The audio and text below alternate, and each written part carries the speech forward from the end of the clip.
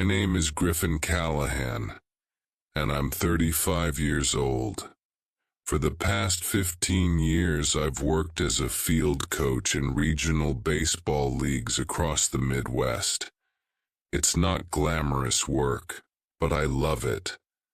There's something pure about watching young athletes discover their potential, about being part of that journey from high school dreams to college scholarships, and sometimes, if they're really special, to the minor leagues. I met Jenna Whitmore when we were both 19, back in Columbus, Ohio.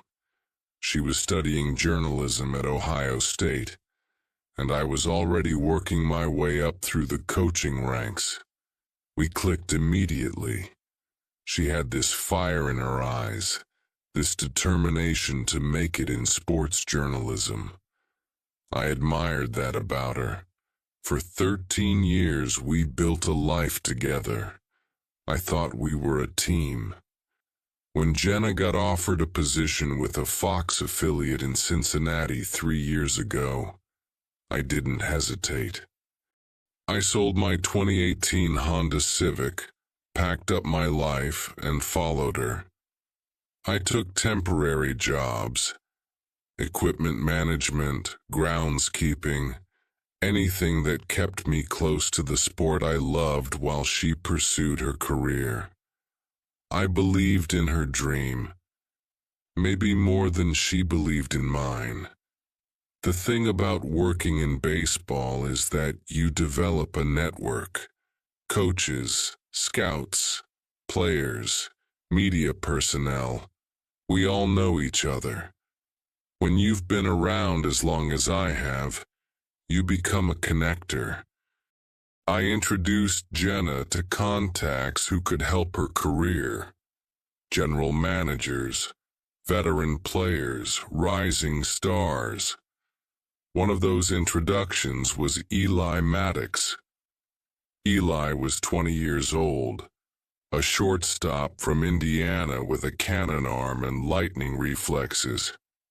I'd worked with him during his senior year of high school, helped him refine his batting stance. The kid had genuine talent, the kind that catches scouts' attention. When he got drafted by the Cincinnati Reds farm system, I made sure Jenna knew about it. "This kid's going places," I told her. "Get an interview with him now before he becomes untouchable. If you enjoy stories of cold-blooded revenge and gripping plot twists, like this video and subscribe to the channel now.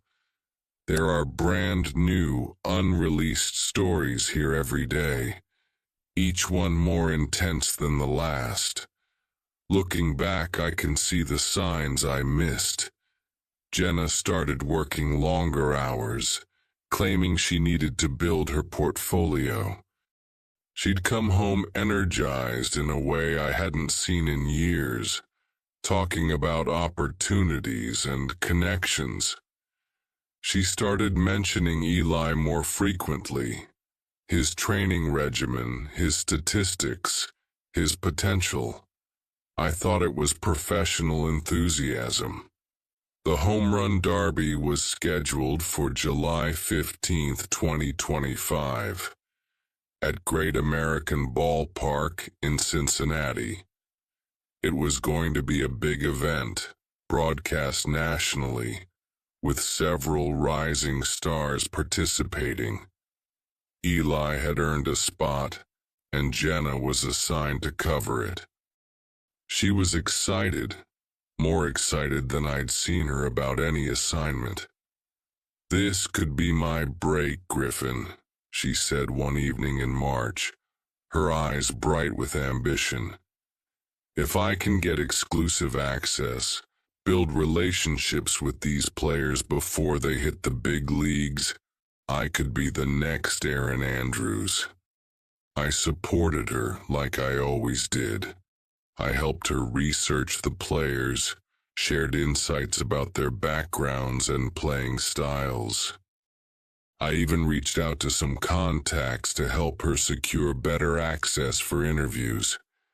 I was proud of her dedication, but something felt different.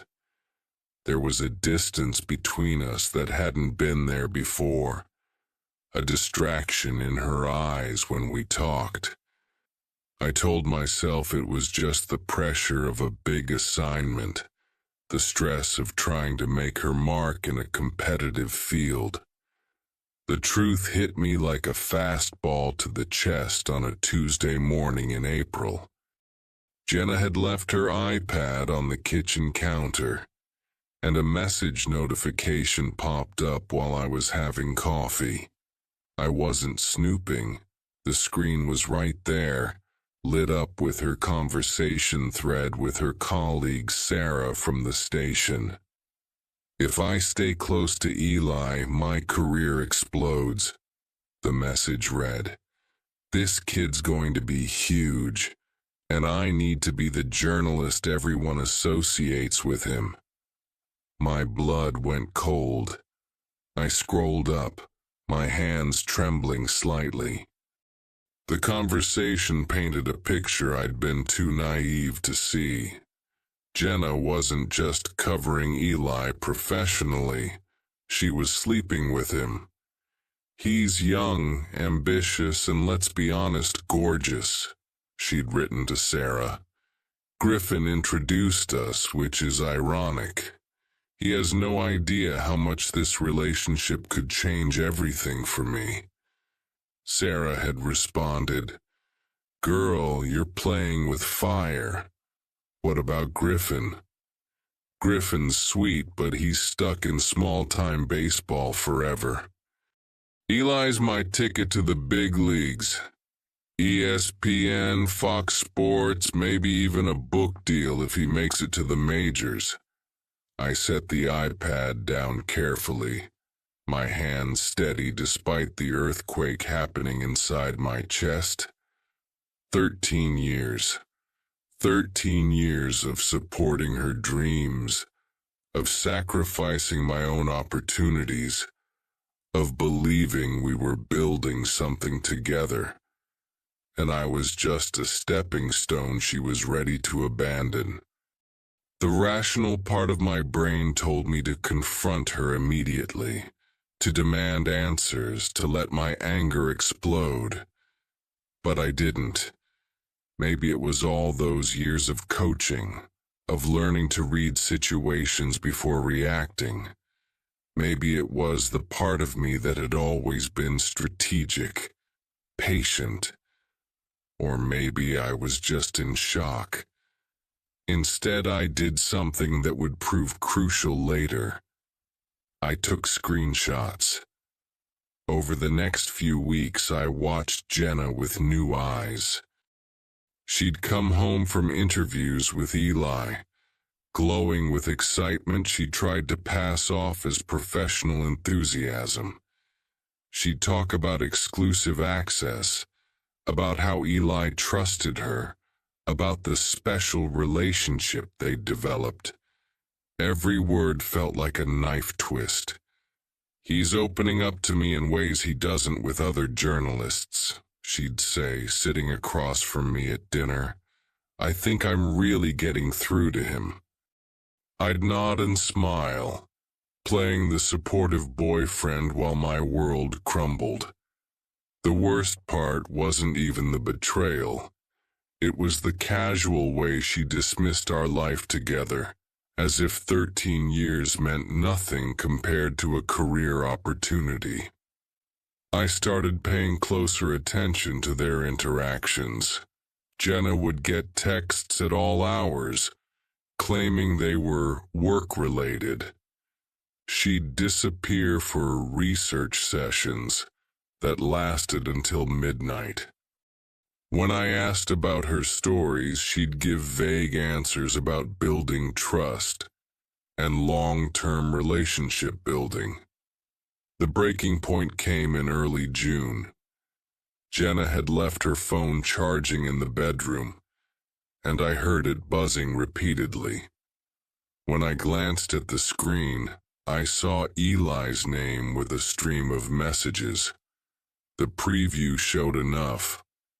Can't wait to see you tonight, and Griffin suspect anything? That's when I knew I had to act, but not the way she'd expect. You see, there's something Jenna never fully understood about my work in baseball. Yes, I coached young players, but I also handled equipment, managed video systems, and worked with broadcast crews during games. I knew how media operations worked from the inside. I understood the technical side of sports broadcasting, the computer systems, the file management protocols. More importantly, I knew people. 15 years in the business meant I had contacts everywhere, from equipment managers to broadcast technicians to front office personnel.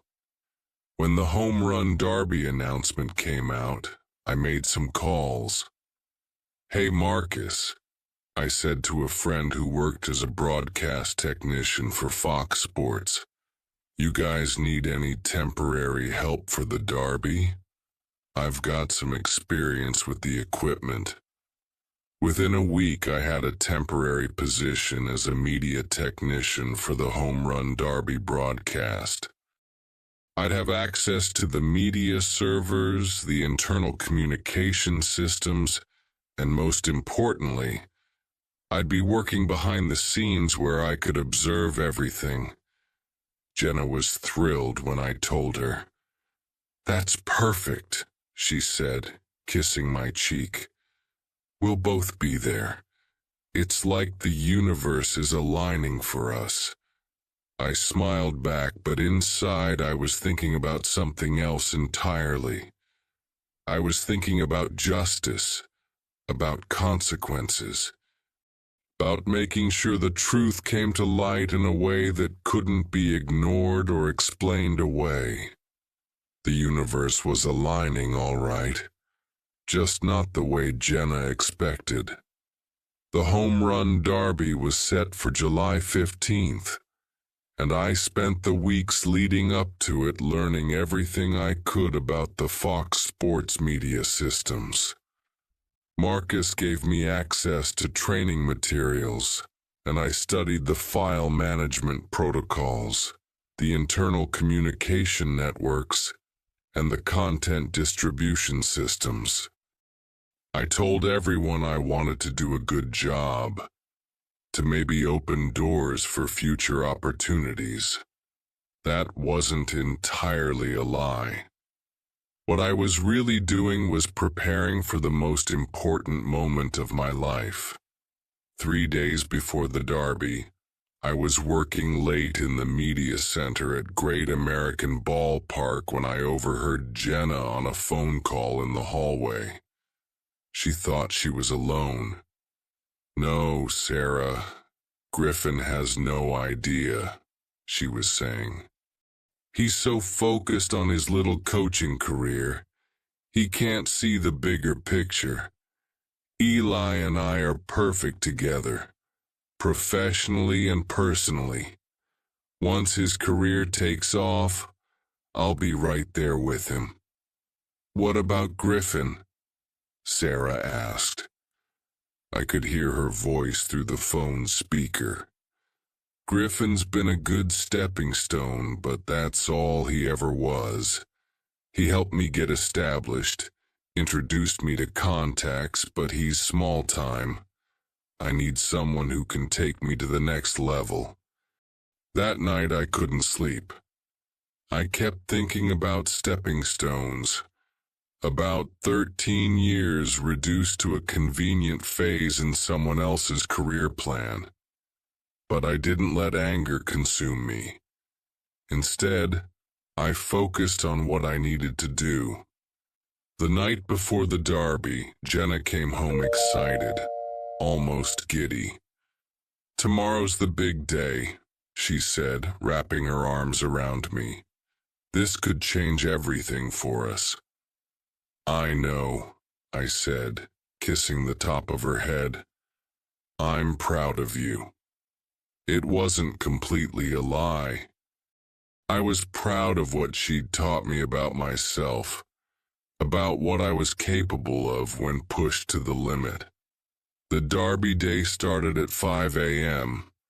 I was at the ballpark early, setting up equipment and running system checks.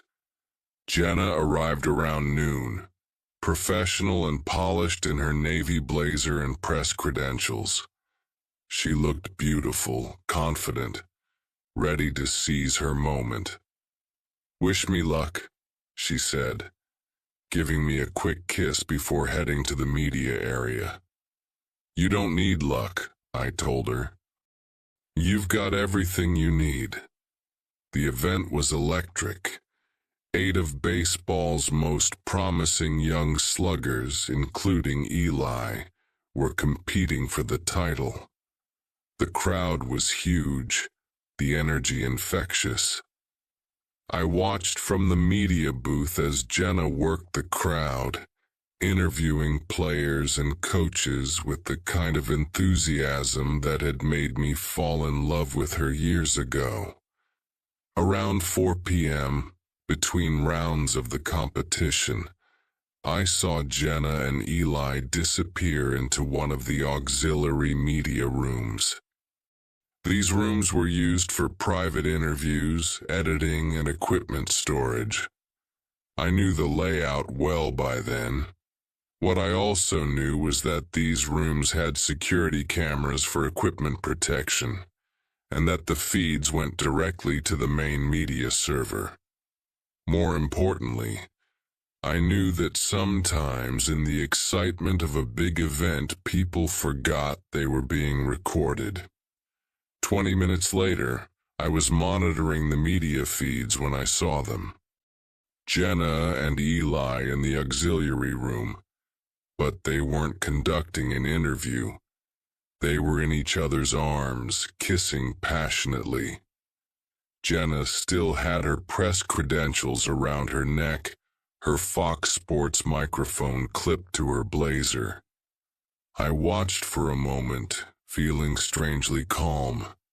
This was it, the evidence I needed, recorded by the station's own equipment, time-stamped and undeniable.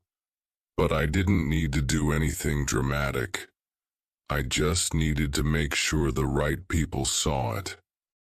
I made a copy of the footage and saved it to a secure folder. Then I did something beautifully simple. I added it to the evening's media package that would be automatically distributed to the station's executives and department heads for review. It was standard procedure. All event footage got reviewed by management. I just made sure this particular clip wouldn't be overlooked. I also sent a copy to 3 additional recipients: the station's human resources director, the Fox Sports regional compliance officer, and Tom Mitchell, an investigative journalist from the Cincinnati Enquirer who'd been covering ethics violations in sports media. By 6 p.m., as the derby was winding down and Eli was celebrating his third-place finish, I was already hearing whispers in the media center. Phone calls were being made. Serious conversations were happening in corners. Jenna found me as I was packing up equipment. She was flushed with excitement, practically bouncing on her toes. "Griffin, this was incredible," she said. "I got amazing access, exclusive interviews. I think this could be my breakthrough moment." I looked at her, really looked at her, and felt something I hadn't expected. Pity. In a few hours, her phone would start ringing. Her career would implode. Her relationship with Eli would become a liability instead of an asset. And she had no idea it was coming. I'm sure it will be. I said quietly. "You've definitely made an impression." We drove home in comfortable silence, Jenna chattering about the event and her plans for the follow-up stories. I listened and nodded, knowing it was probably the last normal conversation we'd ever have. The call came at 11:47 p.m. Jenna's phone rang, and I watched her face change as she answered. "This is Jenna." "What? No, I can explain." And just like that, 13 years of my life came to an end. But for the first time in months, I felt free. The conversation lasted 43 minutes. I know because I timed it while I packed my clothes in the bedroom. Jenna's voice went through every stage of crisis management. Denial, anger, bargaining, and finally, a desperate attempt at damage control. It was a momentary lapse in judgment. I heard her saying, "It doesn't affect my professional integrity." "No, sir. I understand the severity. Yes, I realize the policy implications." When she hung up, she found me in the bedroom, my duffel bag nearly packed. "Griffin, I can explain," she said, her voice shaking. "It's not what it looks like." I stopped folding shirts and looked at her. "What does it look like, Jenna?" She hesitated, and I knew she was calculating, trying to figure out how much I knew. "Someone sent footage to the station. It's being taken out of context. Eli and I were we were celebrating his performance and you happened to be making out with him while wearing your press credentials," I said calmly. "While you were supposed to be working. While you were in a relationship with me." Her face crumpled. "Griffin, please, I made a mistake. I got caught up in the moment. It doesn't mean anything." "You're right," I said, zipping up my bag. "It doesn't mean anything. That's exactly the problem." The next morning I drove to my brother's house in Dayton. By then, the story had spread beyond the station. Tom Mitchell's article in the Cincinnati Enquirer ran with the headline, "Fox Sports Journalist Suspended After Ethics Violation at Home Run Derby." The article didn't mention names, but everyone in the industry knew who it was about. Over the following weeks, the full scope of the consequences became clear. Fox Sports conducted an internal investigation and terminated Jenna's contract for violating their professional conduct policy. The footage was damning, not just the kissing, but the clear violation of journalistic ethics, the abuse of press access, and the potential conflict of interest. Eli's situation was equally devastating. His agents dropped him after the scandal broke, worried about the impact on his marketability.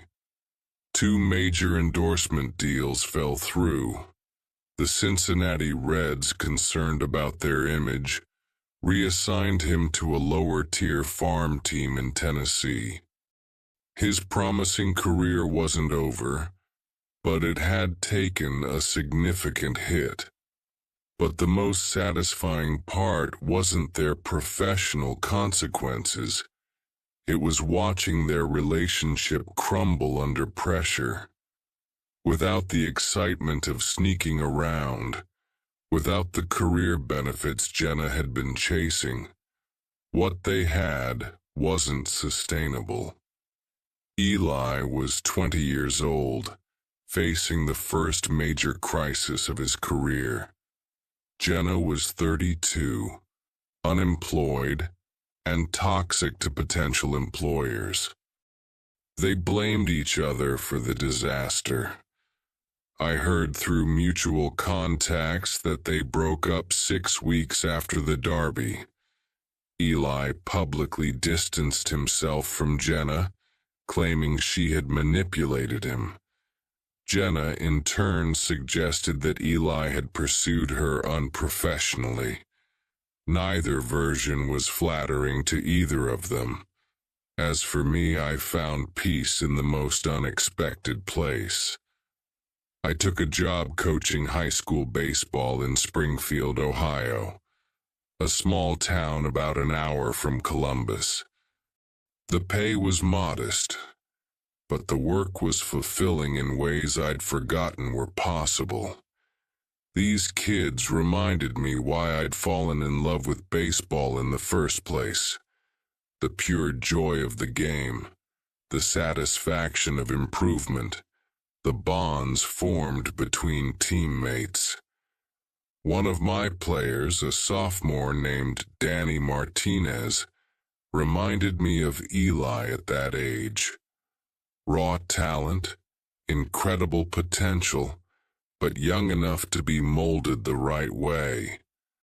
The difference was I was teaching Danny about character, about integrity, about how the way you conduct yourself off the field matters as much as your batting average.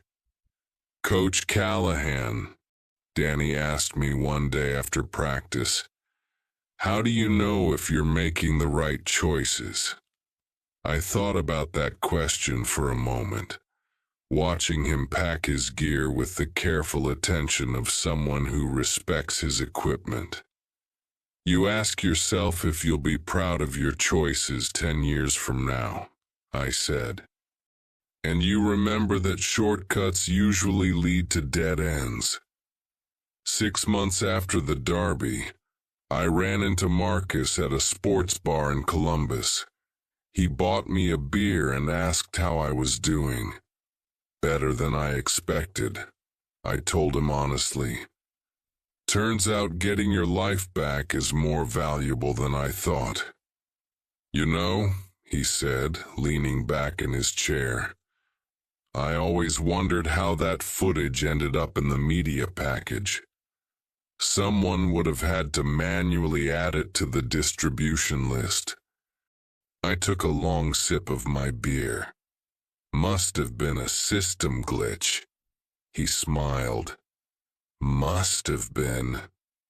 The truth is, I don't feel guilty about what I did. I didn't plant evidence or fabricate anything. I simply made sure the truth was visible to the people who needed to see it. Jenna and Eli destroyed their own careers with their choices. I just refused to help them cover it up. Sometimes I wonder what would have happened if I'd confronted Jenna directly, if I'd fought for our relationship, tried to work things out. But I know the answer. I would have been prolonging the inevitable. She'd already made her choice. I just made sure there were consequences for it. These days, I sleep well at night. I wake up excited about practice, about working with young athletes who still believe in the purity of the game. I've started dating again. Nothing serious yet, but I'm open to the possibility. This time, I'll be more careful about recognizing when someone sees me as a stepping stone rather than a destination. If you enjoyed this story, please like this video and leave a comment telling me what you thought. And if you haven't subscribed to the channel yet, please subscribe and hit the notification bell to get alerts for new stories like this one. Thanks for watching, and I'll see you next time.